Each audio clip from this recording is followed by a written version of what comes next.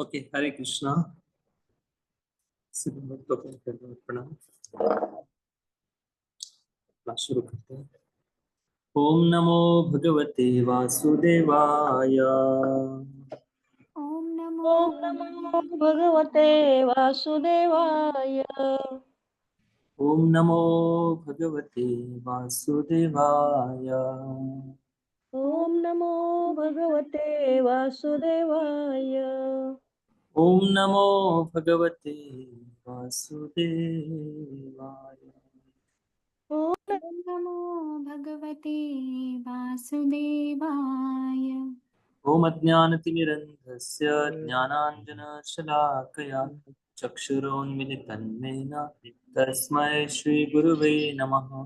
नमः ॐ विष्णुपादाय कृष्णपृष्ठाय भूतले श्रीमते भक्तिवेदान्त स्वामिनिति नामिने। नमस्ते सारस्वती देवे गौरवाणी प्रचारिणे निर्विशेष शून्यवादी पाश्चात्यदेशतारिणे वाञ्छाकल्पतरुभ्यश्च कृपा सिन्धुभ्येव च पतितानां पावनेभ्यो वैष्णवेभ्यो नमो नमः। जय श्री कृष्ण चैतन्य प्रभु नित्यानंद श्री अद्वैत गदाधर श्रीवासादि गौर भक्तवृंद। हरे कृष्णा कृष्णा कृष्णा हरे हरे, हरे राम राम राम हरे हरे।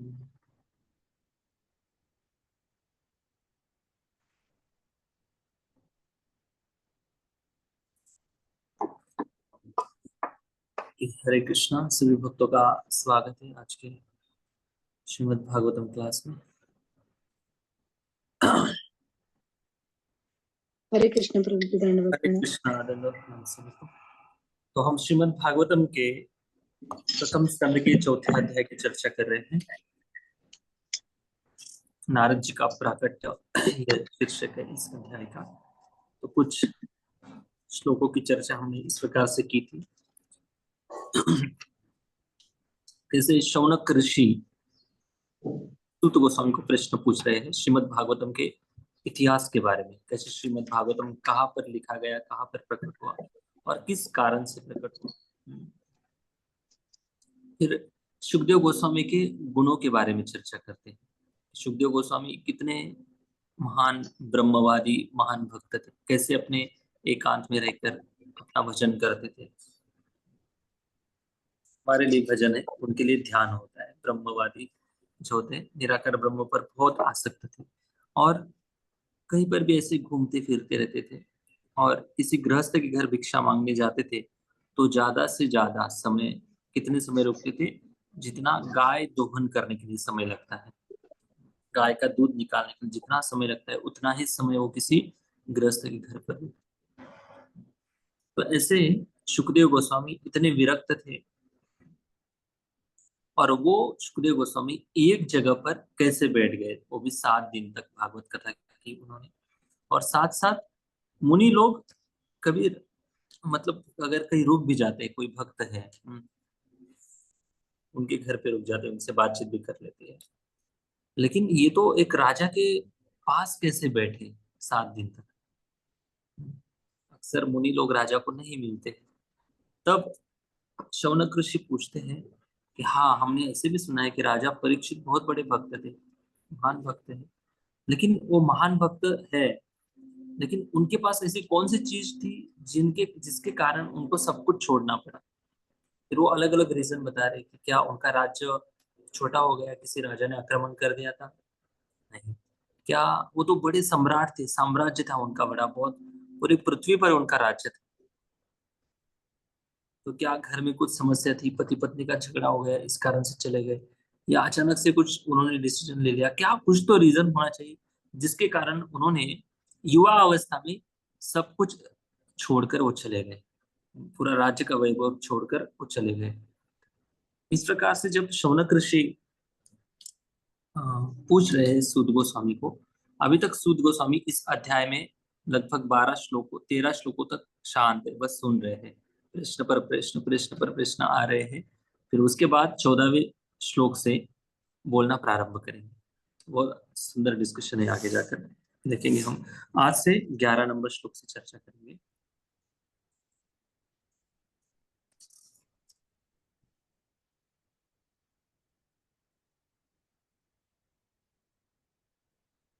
ओके, 11 नंबर श्लोक।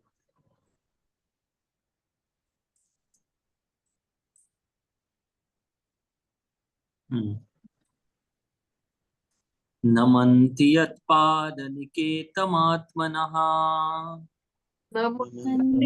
यत्पादनिकेतमात्मनः शिवाय हानियधनानि शत्रवः शिवाय हानियधनानि शत्रवः कथं सवीरः श्रियमङ्गदुष्टजाम् कथं सवीरः श्रियमङ्गदुष्टजाम् युवैषतोत्सष्टुमहो सुभासुभिः युवैषतोत्स्रष्टुमहो सहासुभिः। हाँ, देखिए, वे इतने बड़े सम्राट थे कि उनके सारे शत्रु आकर अपनी भलाई के लिए उनके चरणों पर अपना शीश झुकाते थे और अपनी सारी संपत्ति अर्पित करते थे। वे तरुण और शक्तिशाली थे और उनके पास अलभ्य राजसी ऐश्वर्य था। तो फिर वे अपना सर्वस्व, यहाँ तक कि अपना जीवन भी क्यों त्यागना चाह रहे थे। हाँ। अभी वो मरने की प्रतीक्षा कर रहे थे ना। तो मतलब कोई व्यक्ति बहुत फ्रस्ट्रेट हो जाता है तब मरने के बारे में सोचता है।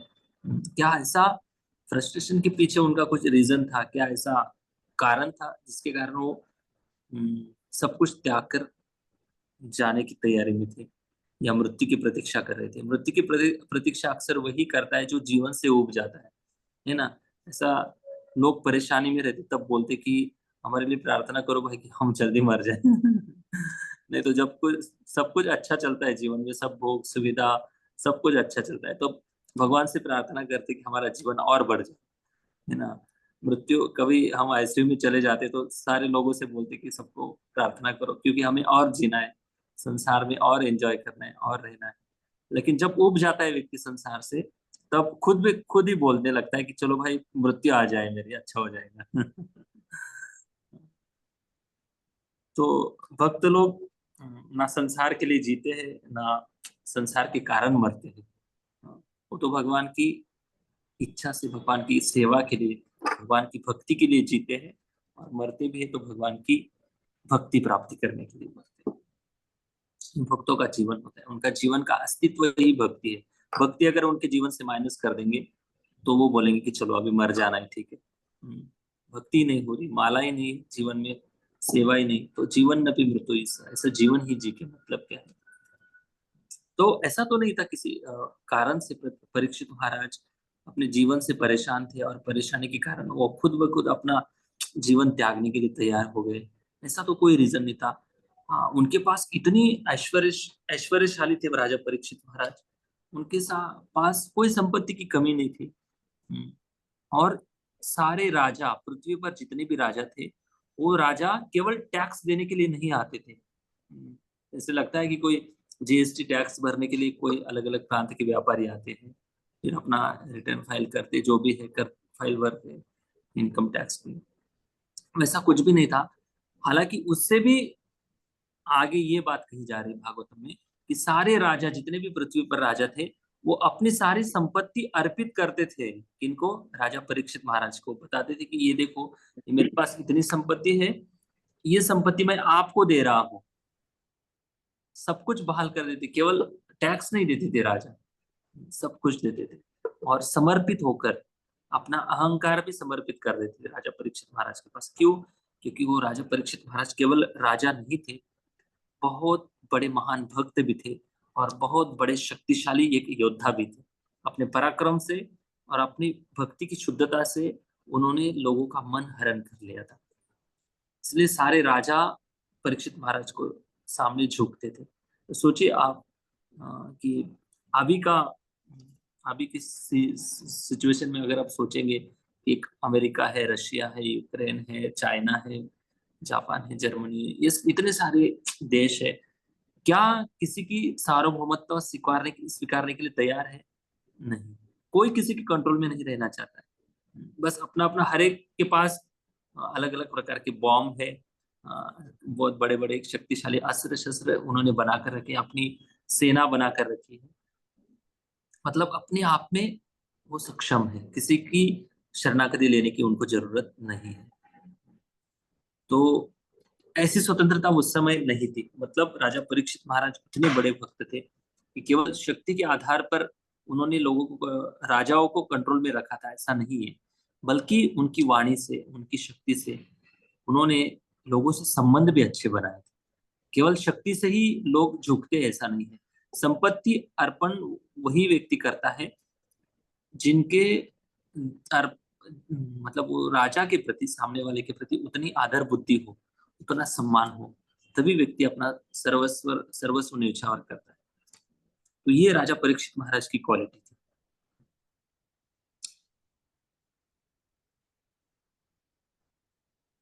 तो ये सब छोड़कर राजा परीक्षित महाराज क्यों चले गए, ये प्रश्न शौनक ऋषि सूत गोस्वामी को पूछ रहे हैं। यस, तात्पर्य पढ़ेंगे।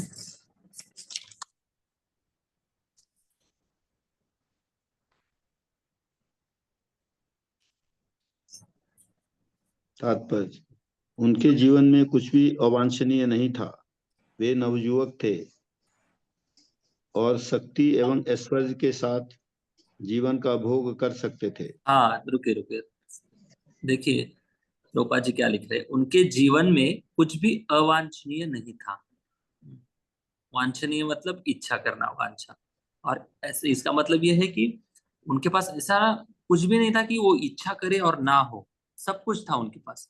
और साथ साथ सुख सुविधा भी है, पैसा भी है, सब कुछ है।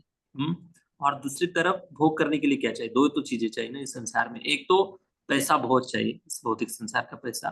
दूसरा है शरीर अच्छा होना चाहिए, है ना। शरीर अगर अच्छा नहीं है, बूढ़ा हो गया व्यक्ति, वो थोड़ी ना प्रॉपर्टी का, संपत्ति का भोग कर पाएगा, एंजॉय कर पाएगा, नहीं कर पाएगा। दोनों चाहिए। एक तो जवान थे, वो युवक थे, नवयुवक थे। दूसरे थे उनके पास प्रॉपर्टी भी उतनी थी, पैसे भी थे, अमाप संपत्ति थी उनके पास, सम्राट थे, राजा भी थे। और तीसरी चीज, उनके पास प्रतिष्ठा कम थी, नहीं, प्रतिष्ठा भी बहुत ज्यादा थी। उनकी पूरी पृथ्वी पर एक छत्री सम्राट थे, पूरी ख्याति थी, पूरे संसार के लोग उनका गुणगान करते थे। मतलब क्या कमी नहीं थी उनके पास? नेम था, फेम था, प्रॉपर्टी भी, पैसे थे, सब कुछ था। शरीर भी अच्छा था, जवान था। तो अक्सर घर कब छोड़ते हैं लोग? जब बूढ़े हो जाते हैं। हाँ, जैसे घर के लोग कभी वैल्यू देना बंद कर देते हैं, जैसे पुरानी गाड़ी की वैल्यू कम हो जाती है, वैसे ही बूढ़े लोगों की वैल्यू भी दिन पर दिन कम हो जाती है। तो अक्सर ऐसा जब समय आता है, तब लोग घर छोड़ने का उनके मन में विचार आता है, और या भक्ति में सीरियस होने का मन में विचार आता है। नहीं तो लोग अपने अपने जीवन में जी रहे, मस्ती में जी रहे, उनको कहाँ शुद्धि है कि भाई हमें भी भक्ति करनी है। लेकिन सूत गोस्वामी को प्रश्न ये पूछा जा रहा है कि क्या ऐसा कारण था जिसके कारण उनको सब कुछ छोड़ना पड़ा? नवयुवक थे, तो नवयुवक अवस्था में सब छोड़ना मतलब बहुत बड़ा, एक तो कृपा की शक्ति हो सकती है, एक तो खुद का बहुत बड़ा ज्यादा डिटर्मिनेशन लगता है। तभी वो व्यक्ति ऐसे डिसीजन ले पाता है, सब कुछ भोग सुविधा छोड़नी। और छोड़नी कब है? छोड़ना मतलब क्या? उसके पास कुछ था इसलिए तो छोड़ रहा है। बहुत सब कुछ है, पैसा है, जॉब है, नौकरी, सब कुछ है, ये सब छोड़ता तब व्यक्ति है जब तो एक तरफ से ऊपर से कोई बहुत बड़े शक्तिशाली गुरु आचार्य की बहुत बड़ी मर्जी है, कृपा है, या खुद का बहुत बड़ा ज्यादा डिटर्मिनेशन, तब जाकर वो व्यक्ति छोड़ता है। तो ये बात, इतनी कठिन बात है इस संसार में सब कुछ छोड़ने की, और वो भी नवयुवक अवस्था में। इसका आश्चर्य शौनक ऋषि व्यक्त कर रहे हैं। यस प्रभु जी। ये नवयुवक थे और शक्ति एवं ऐश्वर्य के साथ जीवन का भोग कर सकते थे, अतएव सक्रिय जीवन से विराम लेने का कोई प्रश्न नहीं उठता था। उन्हें राज्य कर वसूलने में कोई कठिनाई नहीं थी, क्योंकि वे इतने शक्तिशाली एवं वीर थे कि उनके शत्रु भी उनके चरणों में शीश झुकाते थे और अपने ही हित के लिए अपनी सारी संपत्ति भेंट कर जाते थे। महाराज परीक्षित पवित्र राजा थे। उन्होंने शत्रुओं को जीत लिया था, अतः उनका राज्य वैभव संपन्न था। उसमें प्रचुर अन्न, दूध तथा धातुएं थी और सारे पर्वत एवं नदियां क्षमताओं से भरपूर थी। फलतः भौतिक दृष्टि से सब कुछ संतोषप्रद था। अतः इस असमय में अपना साम्राज्य एवं जीवन त्याग करने का कोई प्रश्न नहीं उठना चाहिए था। मुनिगण इसके विषय में सुनने के लिए आतुर थे। हरे कृष्ण। थैंक यू प्रभु जी। हाँ, तो इनका जो गुणगान है, जो विरक्त मुनिगण थे उनको इतनी प्रेरणा मिल रही है। भाई, राजा का ऐश्वर्य है, राजा थे राजा परीक्षित महाराज, इतने बड़े महान भक्त भी थे, तो ऋषिगण उनकी गाथा सुनने के लिए तैयार है। ऋषिगण सोच रहे हैं कि कितने बड़े सौभाग्य की बात है कि हमें ऐसे महान व्यक्ति का चरित्र सुनने मिल रहा है, जिनके पास सब कुछ था, सब कुछ था, लेकिन उन्होंने युवा अवस्था में छोड़कर भगवान की भक्ति में चले गए। देखो, प्रेरणादायी उनका जीवन है। इस प्रकार से मुनियों को भी बड़ी उत्सुकता थी उनके बारे में सुनने के लिए, इसलिए शौनक ऋषि सूत गोस्वामी को पूछ रहे हैं। ठीक है, तो भक्तों की गाथा भी सुनना बहुत जरूरी है। केवल भगवान की लीला सुनना चिंतनीय है, स्मरणीय है, और हमारे लिए सब कुछ भगवान की गाथा तो सुननी है। साथ साथ हमें इस भक्ति के मार्ग पर आगे बढ़ने के लिए भक्तों का चरित्र सुनना भी उतना ही जरूरी है, क्योंकि भक्त लोग हमारे सामने चलने वाले वो लाइव एग्जाम्पल होते हैं, जिनसे हमें प्रेरणा मिलती है, सुन सकते हैं, आगे बढ़ सकते हैं। तो भक्तों का चरित्र भी जरूर सुनना चाहिए। इसलिए शौनक ऋषि बहुत उत्सुक थे, शौनक आदि ऋषि। नेक्स्ट श्लोक।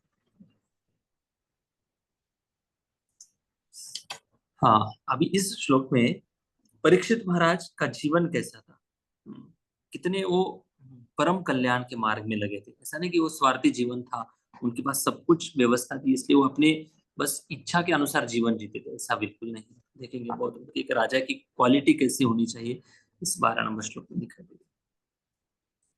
शिवाय लोकस्य भवाय भूतये, शिवाय लोकस्य भवाय भूतये, यवुत्तम श्लोक परायणा जनः, उत्तम श्लोक परायणा जनः जीवन्ति नात्मार्थमसो पराश्रयम्, जीवन्ति नात्मार्थमसो परायणम् मुमोच निर्विद्य कुता कलेवरम्। मुमोच निर्विद्यकुतः कलेवरम्। देखिए, शिवाय लोकस्य भवाय भूतये, पहली वाली जो लाइन है, शिवाय मतलब कल्याण करना, कल्याणकारी कार्य। किसका? लोकस्य, जो सारे संसार के जितने भी जीव हैं, समस्त जीवों के। लोकस्य का मतलब है समस्त जीव। ऐसा नहीं कि केवल मनुष्य जाति का वो कल्याण करते थे, नहीं, सबका कल्याण करना चाहते थे। भवाय मतलब, भवाय का अर्थ ये है कि इस भव सागर से पार कराने के लिए जो भी क्रियाएं की जाती है उनको कहते हैं भवाय, भव सागर। ये जो भव सागर है, बार बार जन्म मृत्यु जरा व्याधि चल रही है, जो चक्कर चल रहा है, इसमें से ऊपर उठाने के लिए जो कल्याणकारी कार्य किए जाते हैं उसको भवाय भूत है। किन के लिए कर रहे हैं? उनके कल्याण के लिए। ऐसा उनका जीवन था। जो लोग भगवत कार्य में अनुरक्त रहते हैं वे दूसरों के कल्याण, उन्नति तथा सुख के लिए जीवित रहते हैं। वे किसी स्वार्थ वश जीवित नहीं रहते। अतएव राजा परीक्षित ने समस्त सांसारिक वैभव की आसक्ति से मुक्त होते हुए भी अपने उस मर्त्य शरीर को क्यों त्यागा जो दूसरों के लिए आश्रय तुल्य था। हाँ, बहुत सुंदर। देखिए, राजा परीक्षित महाराज का जो जीवन था दूसरों के कल्याण में लगे हुए थे, और उनका जीवन हालांकि ऐसा नहीं है कि वो अकेले चले गए, मतलब बस क्या हुआ, अकेले राजा चले गए तो दूसरा राजा आ जाएगा। जैसे जैसे आजकल के पॉलिटिशियन लोग पहले तो कुर्सी छोड़ते नहीं है जब तक तो कोई जनता उनको नीचे नहीं गिराती, जो भी है रीजन, तब तक वो कुर्सी छोड़ना ही नहीं चाहते। बार बार जिंदगी भर किसी को बोलेंगे ना आप प्राइम मिनिस्टर बने, वो बने ही रहेगा। वो खुद खुद अपने आप से कभी बोलेंगे नहीं कि बस हो गया, अभी नहीं बनना है मुझे। क्योंकि ये भौतिक दुनिया का राजनीति का काम है। लेकिन राजा परीक्षित महाराज जो थे, एक राजा थे, साथ साथ आदर्श राजा कैसे होने चाहिए वो दिखा रहे अपने जीवन से। लोक कल्याण के लिए कार्य का मतलब ये है कि लोक कल्याण के लिए कार्य का अर्थ ये है कि उनके राज्य में हर जगह पर भगवान की भक्ति के कार्यक्रम होते रहते थे। राजा का सबसे बड़ा आध्यात्मिक क्या बोलते हैं सफलता ये है कि उनके जीते जी राज्य में कितने लोग अच्छे से भजन कर रहे हैं और कितने जीव इस संसार से, पृथ्वी लोक से उनके आध्यात्मिक विमान वैकुंठ लोक में जा रहे हैं। ये उनकी सफलता की बात थी। इसको कहते हैं आदर्श आध्यात्मिक राजा। आजकल के जितने भी राजा हैं वो कभी परीक्षित महाराज जैसे बन सकते हैं ना, कभी उनसे बनने की आशा रखनी है, कभी नहीं आशा रखनी। अगर आप आशा भी रखेंगे और राजा आप सोचेंगे कि भाई अच्छा राजा आएगा तब सब जगह मंदिर बनाएगा और हर मंदिर में केवल और केवल शुद्ध भक्ति की बात होगी और सारे जीवों का कल्याण करने के लिए राजा सब कुछ उसी एंगल से सब कुछ राजपाट चलाएगा, ये असंभव है। अभी के जो हमारे प्राइम मिनिस्टर है मोदी जी, शायद उनको भी कर रहे अपने अपने प्रयास से, वो जितना हो सके उतना अच्छा कर रहे हैं, लेकिन शुद्ध भक्ति की बात लगभग नहीं है भक्ति के बारे में, क्योंकि वो अकेले व्यक्ति भी क्या ही कर सकते हैं। उनके पार्टी में रहने वाले भी विरोधी बन सकते हैं उनके alliance।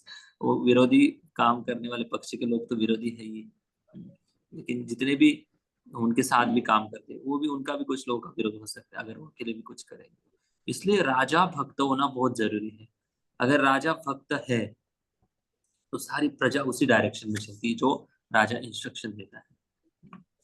तो राजा भक्त होना बहुत सौभाग्य की बात है। लेकिन भक्त होना का मतलब क्या है कि परीक्षित महाराज एक पूरे राज्य का एक लीडर थे और लीडर होने के नाते वो समझते थे कि मैं लीडर होने के नाते जो मेरे साथ रहने वाले जितने भी लोग, मेरे ऊपर जो आश्रित लोग हैं, उनका मैं परम कल्याण करूं। इसी कार्य में वो लगे रहते थे और हर जगह पर खुद भी भगवान की कथा सुनते थे, भगवान की भक्ति करते थे, साथ साथ दूसरों को भी भक्ति करने के लिए कंपलसरी और प्रेरणा देते थे।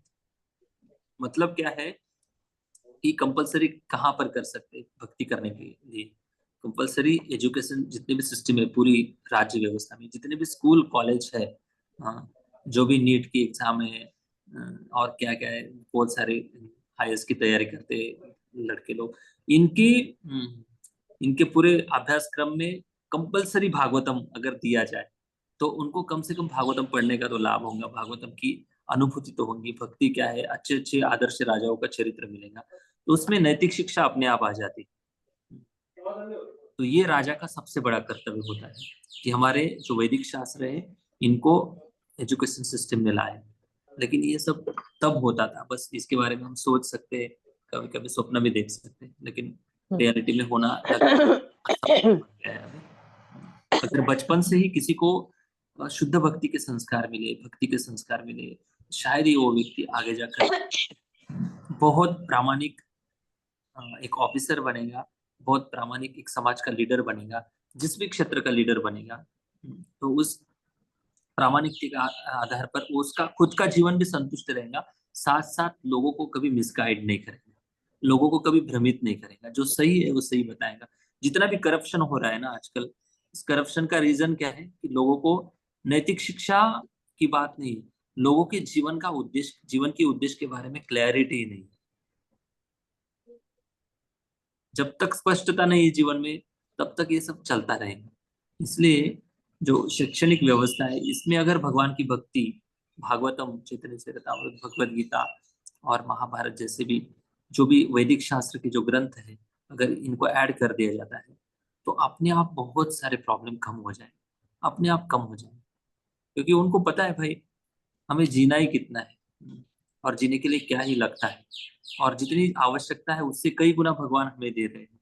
तो इसी को भगवान की सेवा में लगाकर हमारा कल्याण हो, मतलब लोगों से खींचने की बजाय अपने पास जो है वो लोगों की या भगवान की सेवा में लगाने का भाव जागृत कराने वाली एकमात्र मार्ग है, वो है भक्ति का मार्ग।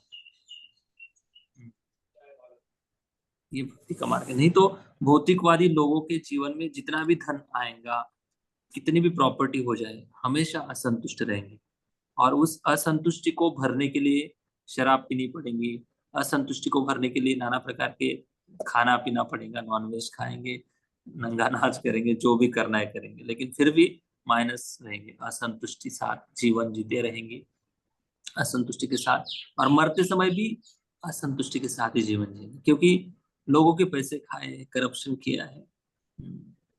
तो इसलिए भक्त जो होते हैं ना, बहुत अपना परम कल्याण कर लेते हैं।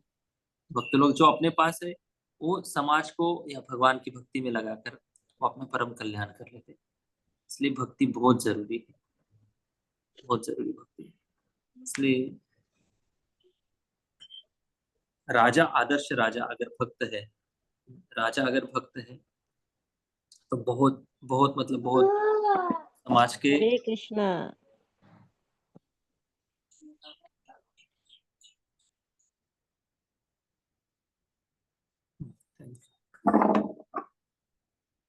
जो भविष्य में जो समाज गलत दिशा में जा रहा है उसको राजा बचा सकता है, क्योंकि पूरा समाज का वो एक दिशा दर्शक व्यक्ति होता है।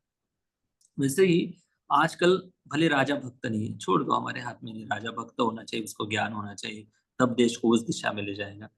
ठीक है, कोई बात नहीं, लेकिन एक लीडर का कर्तव्य होता है कि जितने भी उसके साथ रहने वाले लोग हैं उन सब लोगों को वो एक आदर्श दिशा दिखाए, भक्ति की दिशा दिखाए। तो हम सब लोग, हर एक व्यक्ति इस संसार में लीडर है ना, लीडर है कि नहीं है? परिवार के तो लीडर है, सब लोग लीडर है, एक दो बच्चे, तीन बच्चे हैं, सभी लोग लीडर है इस संसार के। तो उस लीडर की एक रिस्पॉन्सिबिलिटी होती है कि वो भगवान की भक्ति में सबको जोड़े।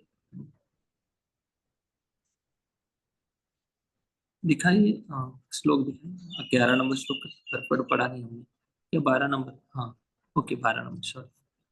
तो यवुत्तम श्लोक परायणा जना, सबको उत्तम श्लोक जो भगवान है उनके परायण बनाते थे राजा परीक्षित महाराज, सभी लोगों को। जना मतलब जितने भी जीवन जी रहे लोग, जीवंती नात्मार्थमसो पराश्रयम, उनका, हाँ, भगवान का आश्रय लेने के लिए वो सबको सिखा देते, परम आश्रय, भगवान का परम आश्रय, इसी में सबका कल्याण है, उनको सब पता था। तो इसलिए ये आदर्श राजा, राजा परीक्षित महाराज थे। तो देखिए, हर एक व्यक्ति इस संसार में स्व केंद्रित जीवन जीना चाहता है। स्व केंद्रित मतलब मुझे खाने के लिए क्या मिला, मुझे पीने के लिए क्या मिला, मुझे घूमने फिरने के लिए क्या मिला, इसी चिंतन में लोग पड़े हैं, इससे बाहर ही नहीं आते। ये उनका स्व केंद्रित हो गया। दूसरा, ज्यादा से ज्यादा लोग सोचते हैं कि मैं देश की सेवा करूं, कुछ मेरे समाज की सेवा करूं, मेरे कास्ट की सेवा करूं। हाँ, लेकिन अगर कोई व्यक्ति सोचता है कि मैं मेरी कास्ट के लोगों का एक ग्रुप लीडर हूँ, तो मेरे कास्ट के कल्याण के लिए मैं कुछ सोचूं, लेकिन दूसरे कास्ट वाले से कल्याण की बात नहीं उसके आए। समझो कोई देश का देशभक्त है, अच्छा देशभक्त है, लेकिन वो अपने देश के बारे में सोचेगा। अगर कोई भारत का देशभक्त है, भारत देश का कोई देशभक्त है, तो अच्छी बात है, कोई बात नहीं, ऐसे नहीं कि वो बुरी बात है। देशभक्त है, देश के लिए कुछ करना चाहता है, देश के कल्याण के लिए करना चाहता है, लेकिन जगत के कल्याण के लिए वो नहीं कर सकता। क्यों? क्योंकि वो देश के प्रति उसकी आसक्ति है। अगर पाकिस्तान के कल्याण के लिए वो कुछ नहीं करेगा, चाइना के कल्याण के लिए कुछ नहीं कर सकता। है कि नहीं? क्योंकि उसका आसक्ति देश पर है। वैसे ही उसके विरुद्ध देखिए, श्रील प्रभुपाद जी कोई एक देश की बात नहीं करते हैं। श्रील प्रभुपाद जी ने पाकिस्तान में भी प्रचार करने भेजा, चाइना में भी प्रचार करने के लिए भेजा, हालांकि खुद गए, रशिया में एक ही बार गए थे श्रील प्रभुपाद जी। देखिए, रशिया में एक ही बार प्रभुपाद जी गए थे और एक ही व्यक्ति को मिले थे, शायद 2-3 दिन ही रुके थे श्रील प्रभुपाद, और एक ही व्यक्ति को मिले। उसके बाद उनको मॉस्को में प्रभुपाद जी को बताया गया कि आप जाओ इधर से, नहीं तो आपके जीवन के लिए धोखा है। ऐसे कुछ बताकर वहां से प्रभुपाद जी को निकलना पड़ा, क्योंकि वो कम्युनिस्ट कंट्री है ना उस समय। वहां पर मतलब किसी व्यक्ति विशेष के धर्म को, व्यक्ति विशेष नहीं, किसी धर्म को वहां पर मान्यता नहीं है। सभी ऐसे हिंदुओं को तो बिल्कुल अलाउ नहीं था उस समय। आप ही, लेकिन श्रील प्रभुपाद जी भगवान की कृपा से जितने भी इंडिया में कृष्ण भक्त है, शायद उससे भी ज्यादा रशियन लोग भक्त बन गए। उधर के लोकल रशियन लोग इतने सीरियस हो गए भक्ति में। तो कहने का मतलब ये है, मैं ये बताना चाह रहा था कि राजा मतलब भगवान का रिप्रेजेंटेटिव रहता है, एक प्रतिनिधित्व की भूमिका करने वाला व्यक्ति होता है। मतलब भगवान ने उस व्यक्ति को राजा बनाया है, इसका मतलब क्या है कि इस जनता को परम कल्याण में, परम आश्रय में लगाए, मतलब भगवान की भक्ति में लगाए, ये राजा का कर्तव्य होता है। लेकिन वो राजा जो है अपने देश के बारे में ही सोच सकता है ना। मैंने क्या कहा, स्व केंद्रित बुद्धि कितनी विकसित हो सकती है। एक तो शरीर के बारे में वो व्यक्ति स्व केंद्रित होता है, दूसरा या समाज के बारे में, जाति के बारे में, या अपने राष्ट्र के बारे में, अपने देश के बारे में हो सकता है। लेकिन वही व्यक्ति दूसरे समाज का, दूसरे के शरीर का, दूसरे के जाति का या दूसरे देश का कल्याण नहीं कर सकता है। इसीलिए निस्वार्थ लोग वही होते जो भगवान के भक्त होते। इसलिए जो वैष्णव होते, जो महान आचार्य होते, वो सारी दुनिया का कल्याण करना चाहते हैं। शिवाय लोकस्य, सारे लोगों का कल्याण करना चाहते हैं। और वो देश नहीं देखते, देशों की सीमा नहीं देखते, बल्कि सबको भगवान के अंश के रूप में देखते, भगवान के पुत्र के रूप में देखते। ममैव वांशो जीवलोके जीवभूत सनातन। फिर उनके लिए कोई देश की सीमा नहीं रहती, सबका कल्याण करना चाहते हैं। तो ये है हमारे आचार्य है, हमारे शिल प्रभुपाद। उनके हृदय में कितनी अपार करुणा है, सोचिए आप। उनको क्या कोई स्वार्थ है? वो तो मस्त वृंदावन में रहकर राधे राधे हरे कृष्णा करते हुए शरीर त्याग कर भगवान को प्राप्त कर सकते थे, कर सकते थे, आराम से कर सकते थे। इसलिए ये शिल प्रभुपाद जी की कृपा है कि हमें आज इस जाति, धर्म, वर्ण भेद, कास्ट, इन सबसे परे होकर शिल प्रभुपाद जी ने हमें एक ऐसा एक आंदोलन छेड़ा, ऐसी कृष्ण भक्ति की एक ऊर्जा छोड़ी इस संसार में। इस ऊर्जा के प्रभाव में जो जो भी आएगा वो अपना कल्याण करके चला जाएगा। तो ये होते भगवान के प्रतिनिधि। भगवान के प्रतिनिधि मतलब भगवान के मन में जो विचार चल रहा है, उस विचार को फिर से इस संसार में दोहराते हैं। मतलब जैसे भगवान की इच्छा है कि सारे जीव भगवान की भक्ति में जुड़े, में भगवान की भक्ति करे और अपना परम कल्याण करे, तो बस वैसा ही भाव आचार्यों का होता है, वैसा ही भाव आचार्यों का होता है। और वही भाव लेकर सारे लोग भगवान की भक्ति में जोड़ने का वो पूरा प्रयास करते हैं। तो एक ये है आदर्श राजा। क्लास के बाद मैं एक अनाउंसमेंट करूंगा, याद रखना, कोई जाना नहीं है, ठीक है? यस प्रोटी, तात्पर्य पढ़िए। यस, तात्पर्य। परीक्षित महाराज आदर्श राजा तथा गृहस्थ थे, क्योंकि वे भगवत भक्त थे। भगवत भक्त में स्वतः समस्त उत्तम गुण आ जाते हैं, और महाराज इसके विशिष्ट उदाहरण थे। व्यक्तिगत रूप से उन्हें अपने अधिकार में उपलब्ध सांसारिक ऐश्वर्य से कोई आसक्ति न थी, लेकिन चूंकि वे जनता की चतुर्दिक भलाई के लिए राजा बने थे, अतः वे जनता के कल्याण कार्यों में न केवल इस जीवन में अपितु अगले जीवन में भी सदैव व्यस्त रहना चाहते थे। वे कसाई घरों की या गोवध की अनुमति नहीं देते थे। वे ऐसे मूर्ख तथा पक्षपाती प्रशासक न थे जो एक जीव को तो सुरक्षा प्रदान करते और दूसरे का वध होने देते। हाँ, वेट बहुत सुंदर बात रूपा जी लिख रहे। एक जीव को सुरक्षा प्रदान करते और दूसरों को हानि देते। हाँ, ये परम कल्याण नहीं है। भेदभाव नहीं। मैं भी आजकल भी देखता हूँ, क्या कितने मूर्ख राजा है। सच में इस मूर्ख शब्द परफेक्ट उनके लिए बैठता है कि वो क्या बोलते हैं, बाघ, सिंह, लायन ऐसे प्राणियों को प्रोटेक्ट करते हैं। कहाँ पर प्रोटेक्ट करते हैं? जंगल में उनके लिए अलग से जगह व्यवस्था करते हैं और कंपाउंड बनाते हैं, ताकि वहां पर कोई किसी उनके ऊपर गोली ना चलाए। और कोई ऐसे हिंस्र पशुओं पर अगर कोई गोली चला देता है तो उनके ऊपर केस लग जाती है। हाँ, उनके ऊपर मुकदमा चलने लगता है, उसको दंडनीय अपराध माना जाता है। लेकिन गायों को कसाई घरों में काटा जाता है, इन लोगों के लिए कोई कानून नहीं है। कितनी मूर्खता है। मतलब जो प्राणी मनुष्यों के लिए हानिकारक है, मतलब मारने, हिंसक पशु है, वो मनुष्य को खा सकते हैं। उनको अगर कोई चोट पहुंचाता है, मारता है, तो उनके लिए कानून बनाया है कि उनके ऊपर आप अगर कोई आक्रमण करता है तो उनको जेल चल जाना पड़ेगा, दंडनीय अपराध है। लेकिन जो निष्पाप पशु है, गौ माता है, मुर्गे है, बकरी है, जो भी है, जो अपना अस्त्र शस्त्र उनके पास नहीं है, मनुष्य को खा नहीं सकते, ऐसे निष्पाप जीवों को मारते हैं। अगर नॉनवेज ही खाना है तो जाओ किनके पास डेयरिंग है, पकड़ो एक लायन को, सिंह को पकड़ो बाघ को पकड़ो, खा के दिखाओ किसी के पास हिम्मत है तो। मतलब कैसा कानून है, सोचिए आप। ये कलयुग है भाई, भयानक कलयुग है। मैं आज थोड़ा सोच रहा था, 4,32,000 माइनस 10%। तो जितने भी हुए, अभी मैं जितना मुझे कैलकुलेशन में मुझे तो समझ में आया कि जो सुवर्ण काल है लगभग अभी खत्म होने जा रहा है। तो तैयार रहो, आगे का कलयुग और भयानक आने वाला है। हरे कृष्णा। यस, पढ़िए। क्योंकि वे भगवत भक्त थे, अतः वे यह अच्छी तरह जानते थे कि मनुष्यों, पशुओं, पौधों तथा समस्त जीवित प्राणियों के सुख के लिए किस प्रकार प्रशासन चलाना चाहिए। वे अपने स्वार्थ में रुचि रखने वाले पुरुष न थे। स्वार्थ या तो आत्म केंद्रित होता है या आत्म विस्तारित होता है। वे इन दोनों में से एक भी न थे। उनका स्वार्थ तो परम सत्य परमेश्वर को प्रसन्न करने में था। राजा परमेश्वर का प्रतिनिधि होता है, अतएव राजा और परमेश्वर का उद्देश्य एक जैसा होना चाहिए। परमेश्वर चाहते हैं कि सारे जीव उनकी आज्ञाकारी बने और इस तरह से सुखी हों। अतः राजा का स्वार्थ इसी में है कि वह अपनी प्रजा का भगवान के धाम वापस जाने में उनका मार्गदर्शन करे। अतएव प्रजा के कार्यकलापों को इस प्रकार समन्वित किया जाना चाहिए कि सारे लोग अंत में भगवत धाम जा सकें, वापस जा सकें। प्रतिनिधि राजा के शासन में सारा साम्राज्य ऐश्वर्य से परिपूर्ण रहता है। ऐसी दशा में मनुष्यों को पशुओं को खाने की आवश्यकता नहीं पड़ती।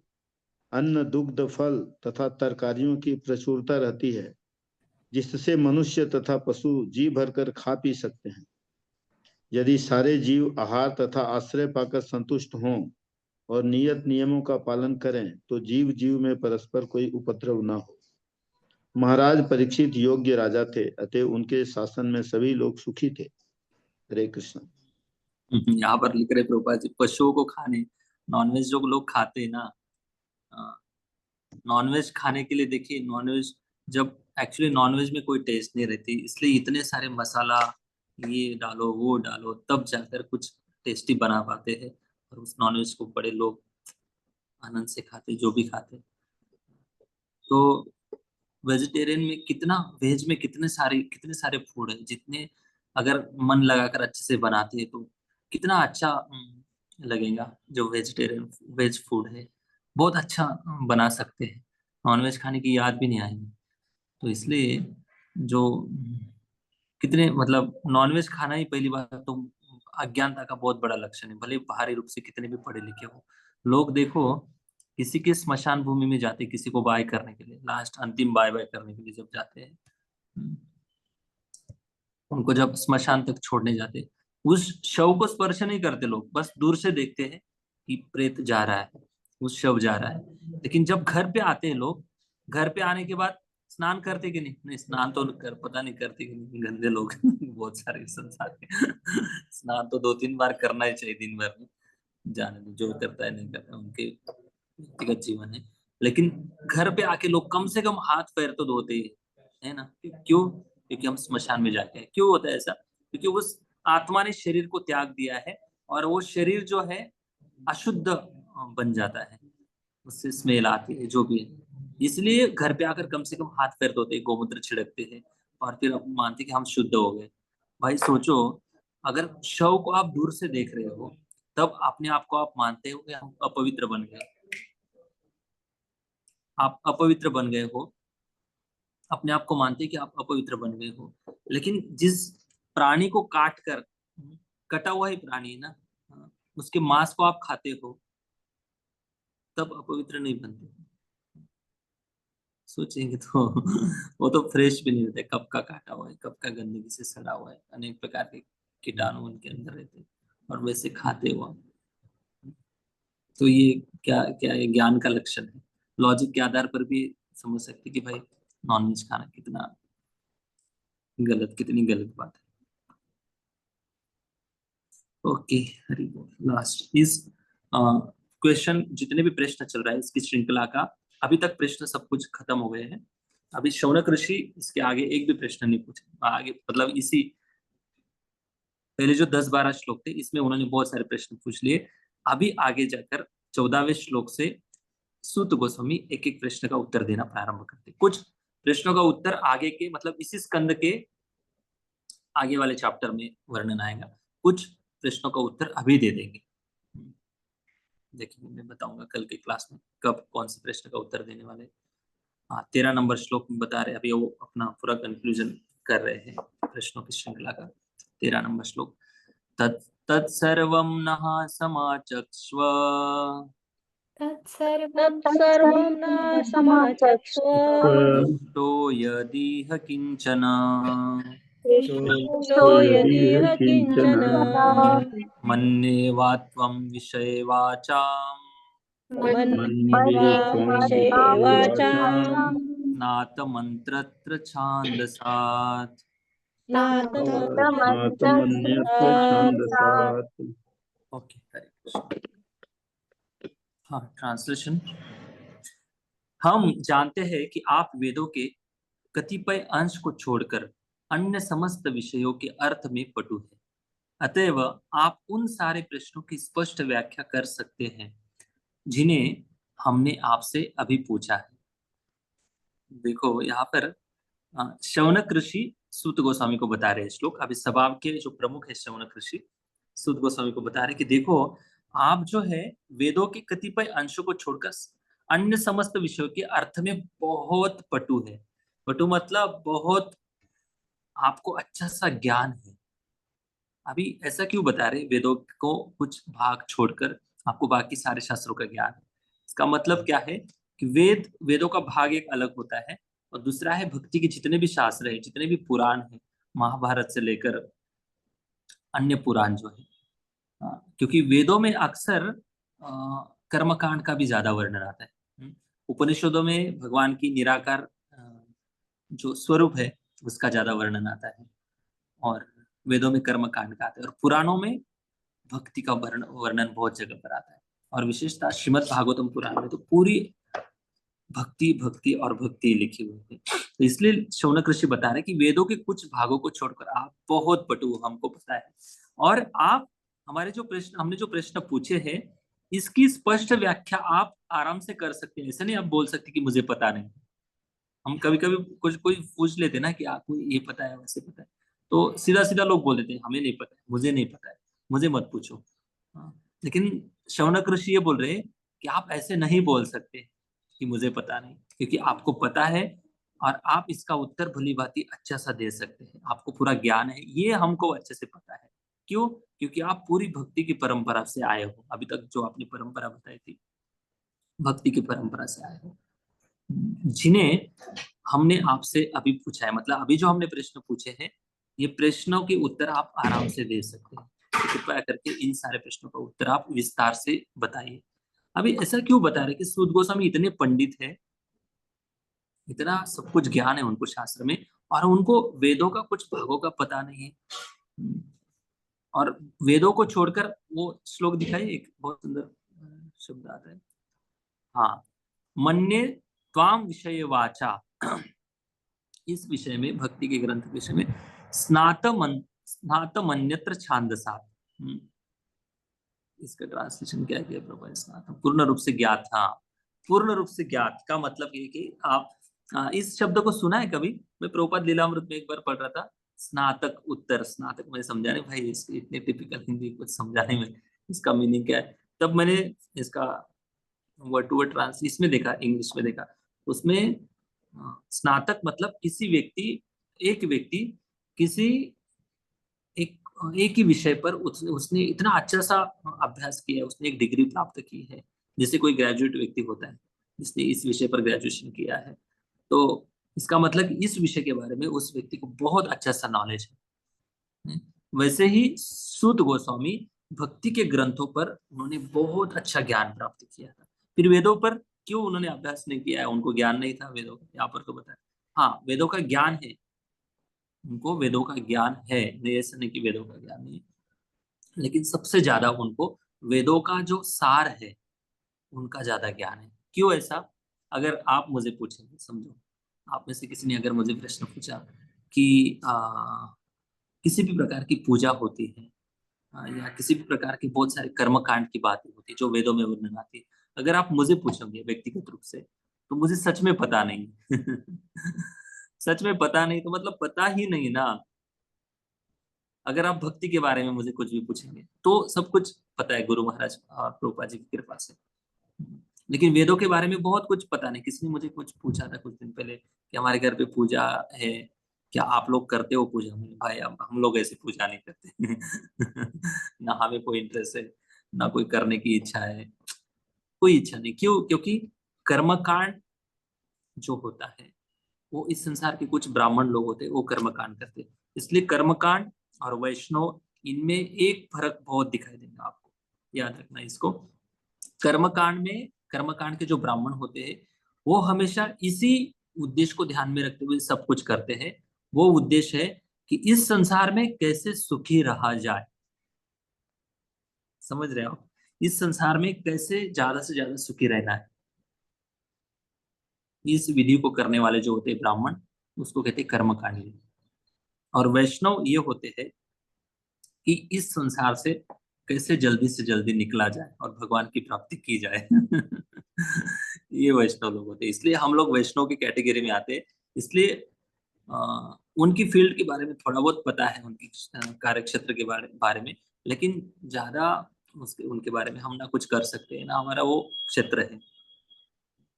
इसलिए कर्मकांड के बारे में उनको, सूत गोस्वामी को पता है कि भाई कर्मकांड क्या है, किस लिए क्यों किया जाता है, लेकिन उसमें पढ़ना नहीं चाहते। क्यों? क्योंकि मतलब ही नहीं पढ़कर क्या लाभ है कर्मकांड करते हुए। इसलिए शौनक ऋषि सूत गोस्वामी को इस दृष्टि से बोल रहे हैं कि आपको सारा शास्त्र का ज्ञान है लेकिन वेदों के कुछ भाग छोड़कर आप सब बता सकते हैं। इसलिए हमने जो प्रश्न पूछे हैं आप भक्ति की दृष्टि से बताइए, ये एक एंगल है उनका बताने का। कर्मकांड तो बहुत हो गया, अभी नहीं करना है उनको। तो भागवतम देखो कितनी एक एक बात बताता है, कर्मकांड को कैसे साइड में रखता है भागवतम। तो इसको कहते हैं भागवतम स्टडी। हम धीरे धीरे पढ़ने का प्रयास कर रहे हैं, एक श्लोक एक एक शब्द समझने का प्रयास कर रहे हैं। यस, तात्पर्य पढ़िए प्रभु जी।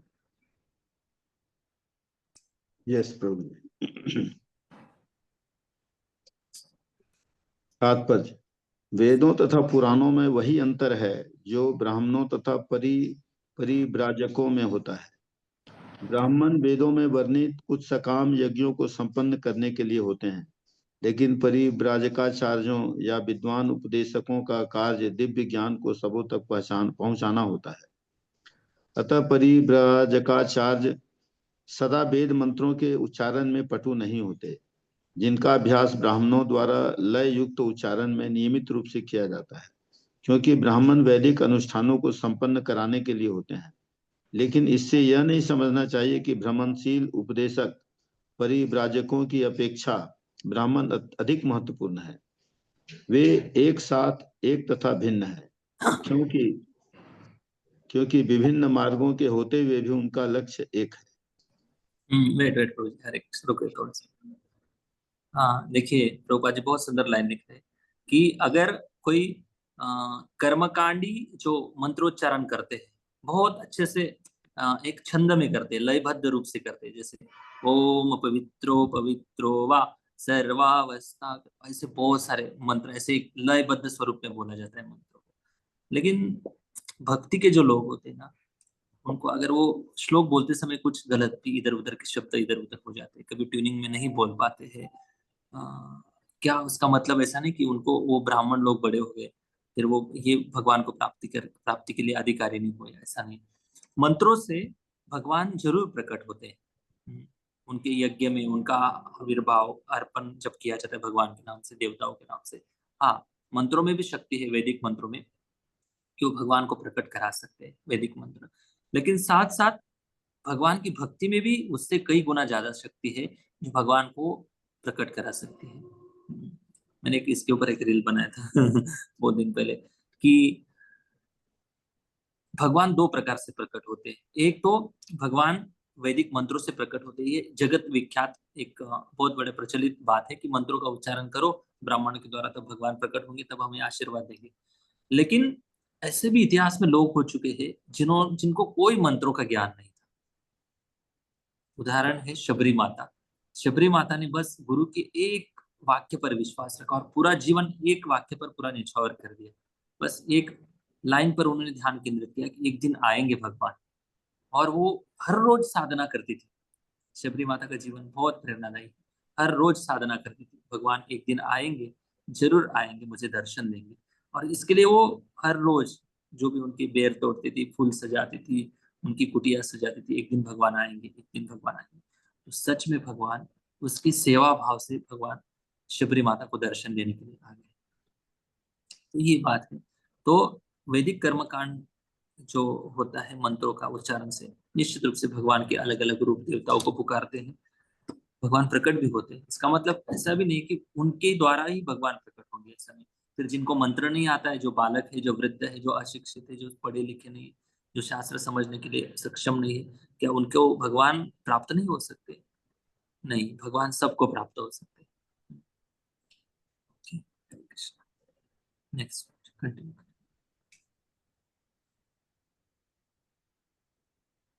आगे पढ़ूं क्या प्रभु जी? हाँ।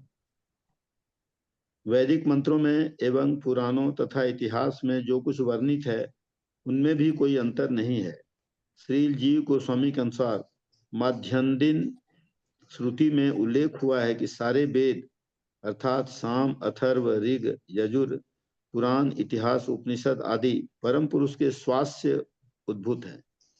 अंतर इतना ही है कि सारे वैदिक मंत्र प्रणव ओंकार से प्रारंभ होते हैं और इन मंत्रों का सस्वर पाठ करने के लिए कुछ अभ्यास करना पड़ता है।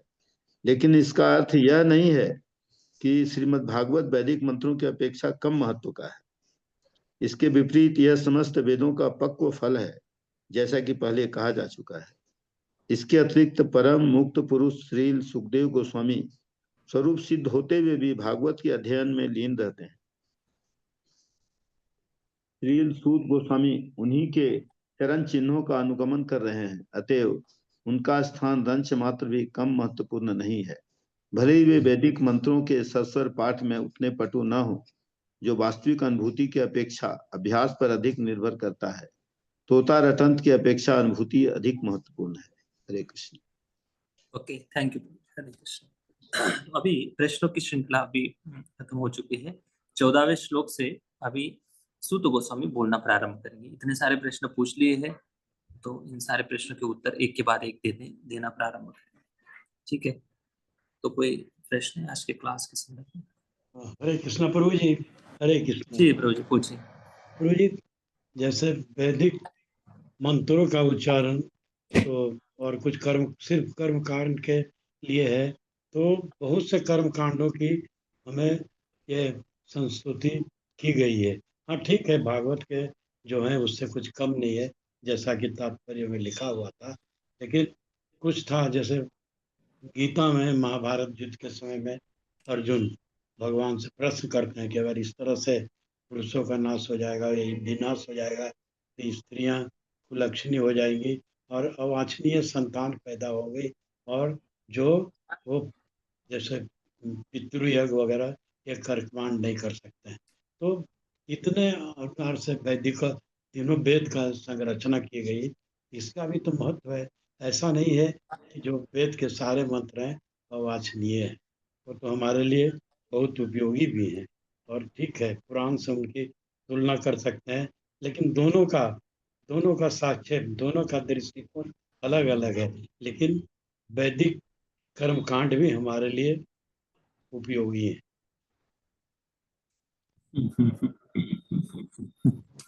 आपका कोई प्रश्न नहीं था, बस कोई कमेंट देनी थी आपको थोड़ी, बस। ठीक है ना प्रभु जी? क्या सुन पा रहे आप? हरे कृष्णा।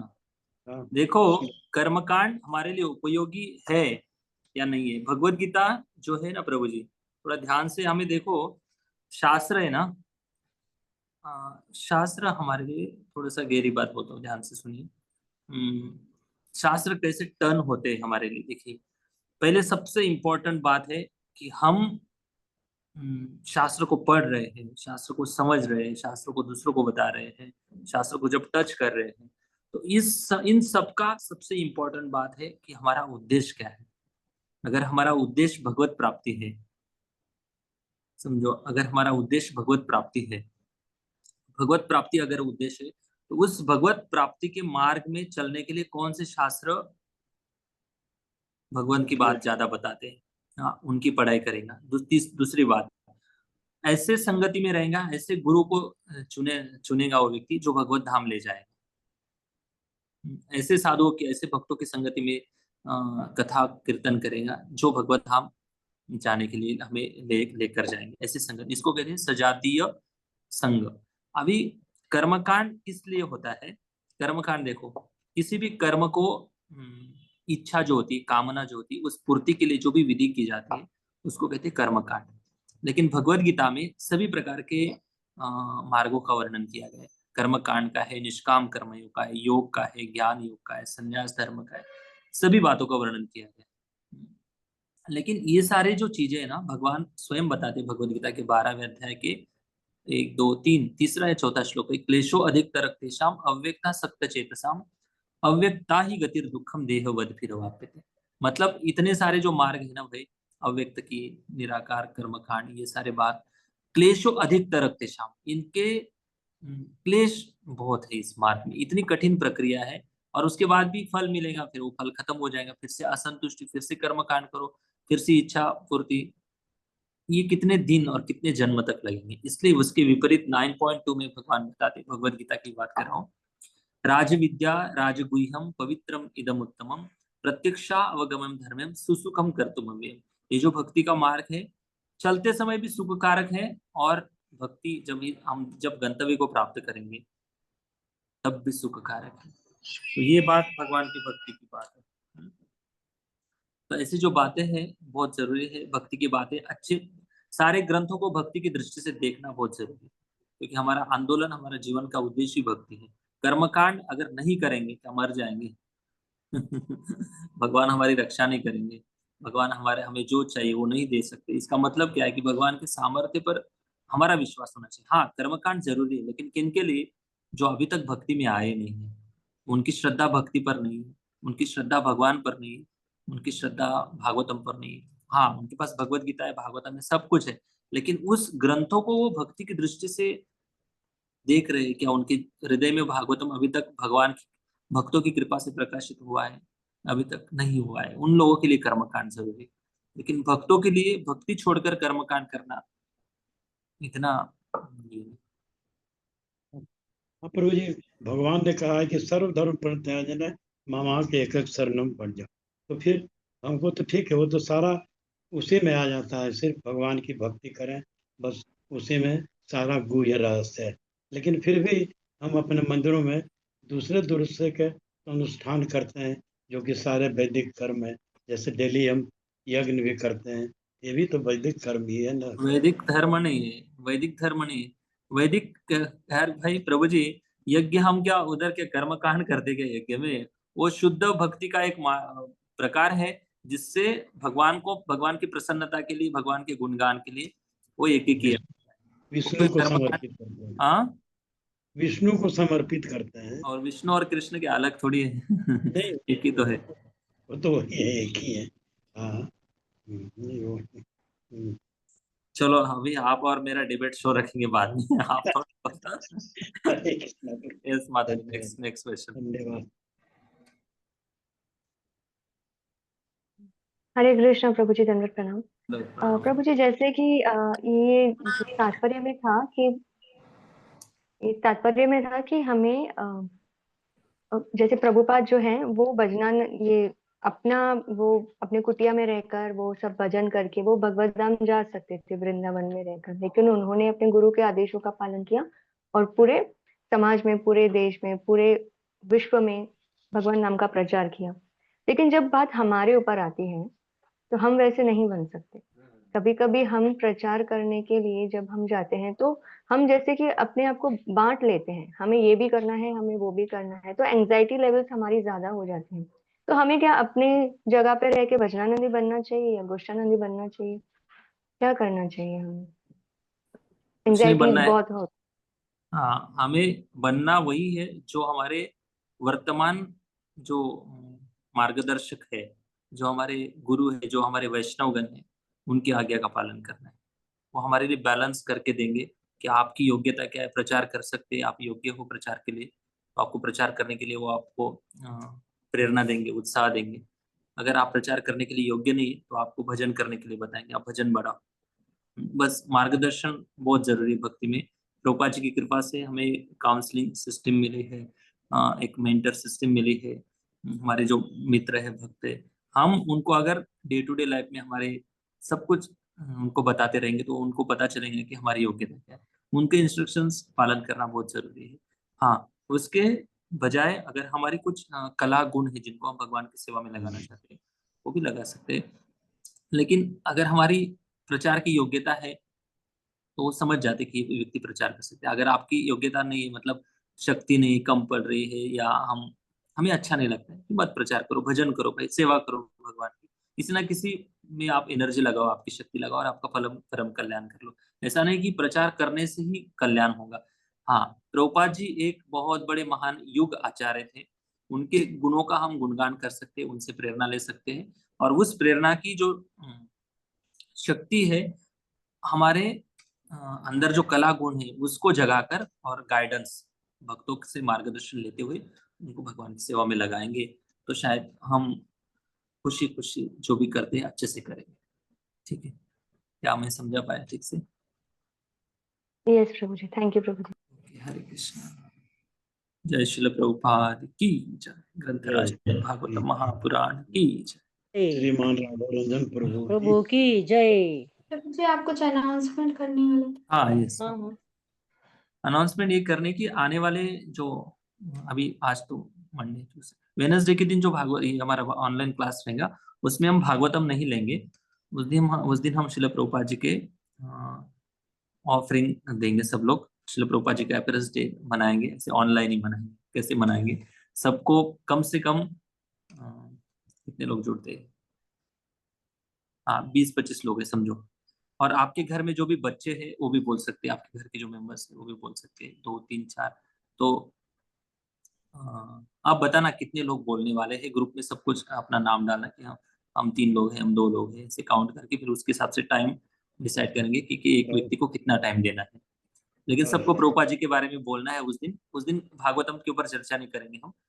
ठीक है? अधिक से अधिक कितनी अवधि अधिक से अधिक कितनी अवधि के लिए बोल सकता है एक वही मैं बोल रहा पार्टिसिपेंट? हूँ वही मैं बोल रहा हूँ कितने लोग नाम बोलने के लिए रेडी है, ग्रुप में नाम डालेंगे, उसके हिसाब से डिसाइड करेंगे कि एक व्यक्ति कितना टाइम बोल सकता है। ठीक है? ठीक, आपकी अनुमति होगी तो मैं भी कुछ बोल दूँ। आप आपके लिए